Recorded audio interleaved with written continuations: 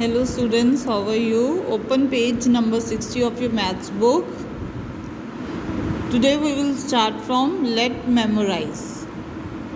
The number that is divided is called the dividend. जिस number को हम divide कर रहे होते हैं, ठीक है, जिस नंबर को हमने डिवाइड करना है उसको हम क्या कहते हैं? Dividend.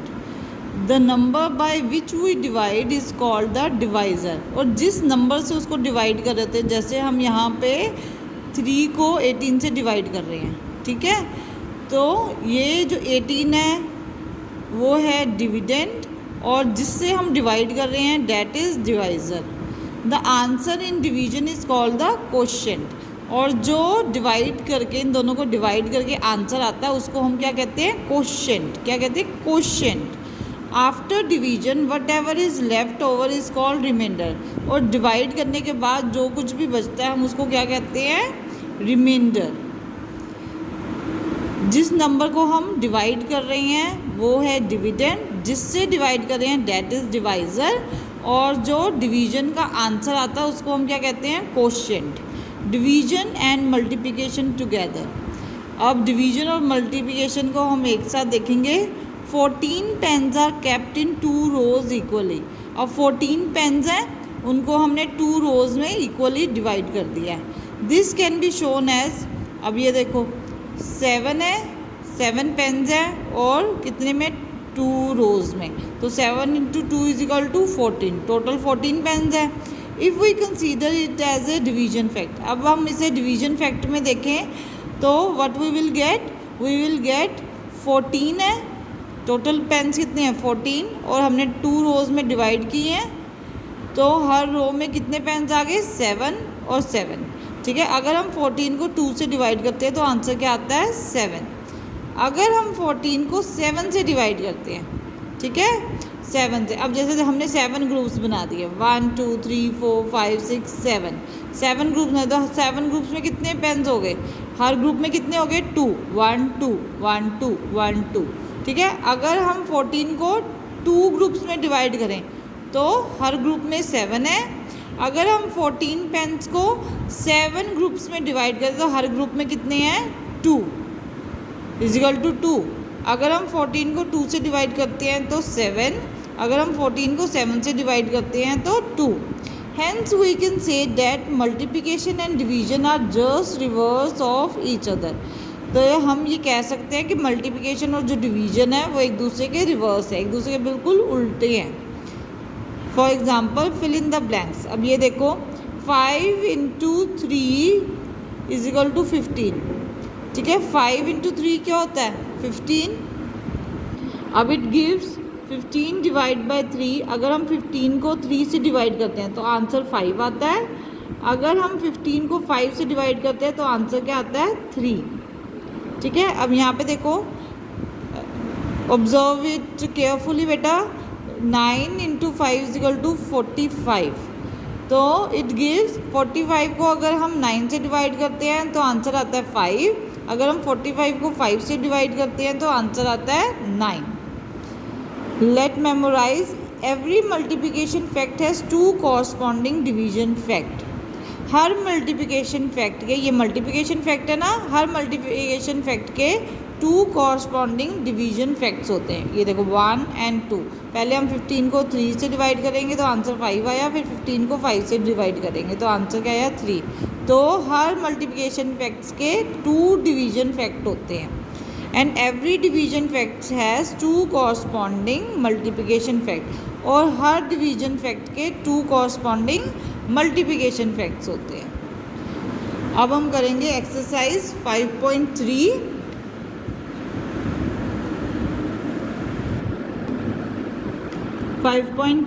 Fill in the boxes. अब हमने इनको फिल करना है. अब 6 divide by 2 is equal to 3 है. इसमें क्वेश्चन क्या है? आपको बताया था ना, क्वेश्चन क्या होता है? आंसर. तो यहाँ पे आंसर क्या है? 3. डिविडेंड, जिस नंबर को हम डिवाइड करते हैं, जो सबसे पहले लिखा होता है 6, और डिवाइज़र जिससे हम डिवाइड कर रहे हैं तो वो क्या है? 2. ठीक है, ये डिविडेंड, डिवाइज़र, क्वोशिएंट. तो क्वोशिएंट क्या है? 4, डिविडेंड 24 और डिवाइज़र क्या है 6। आपने बस ये याद रखना है, dividend divisor quotient, dividend divisor quotient. तो यहाँ पे क्वोशिएंट क्या है 4 और dividend is 40 and divisor is 10, जिससे डिवाइड कर रहे हैं। ठीक है। अब part B, right the division facts corresponding to each given multiplication fact. अब ये मल्टीप्लिकेशन फैक्ट दिया हुआ है, इसके 2 डिवीजन फैक्ट्स देने हैं हमने। ठीक है। 3 × 8 = 24 गिव्स, तो आपने पहले 24 को 8 से डिवाइड कर देना है, या 3 से डिवाइड कर दो। 3 से डिवाइड कर दिया, आंसर क्या आ गया 8।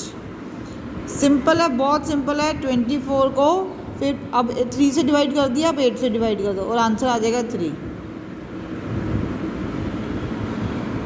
अब नेक्स्ट देखो, 7 × 3 = 21, तो 21 को हम डिवाइड कर देंगे, पहले 7 से कर दो और आंसर आ गया 3। फिर 21 को 3 से डिवाइड कर दो, आंसर आ गया 7।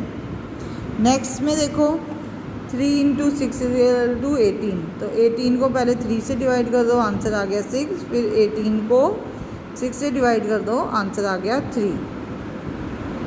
नेक्स्ट 30 को 6 से डिवाइड करेंगे, आंसर आएगा 5। फिर 30 को 5 से डिवाइड करेंगे और आंसर आएगा 6। इसमें नेक्स्ट 36 को 9 से डिवाइड करेंगे, आंसर आ गया 4। फिर 36 को 4 से डिवाइड करेंगे, आंसर आ गया 9। तो every multiplication facts has 2 corresponding division facts. 2 division facts होते हैं। पहले हमने 9 से इसको कर देना डिवाइड और आंसर आ गया 4। फिर हमने इसको 4 से डिवाइड कर दिया, आंसर आ गया 9। ठीक है। अब यहाँ पे देखो, rapid maths, complete the following table. Multiplication facts के डिवीजन फैक्ट्स लिखने हैं। अब ये मल्टीप्लिकेशन फैक्ट दिया हुआ है, इसका डिवीजन फैक्ट क्या लिखेंगे, 20 / 2 = 10। और इसमें क्या लिखेंगे, 20 / 10 = 2। ठीक है। इसमें भी ऐसे करो, 16 / 8 = 2। इसमें 16 / 2 = 8।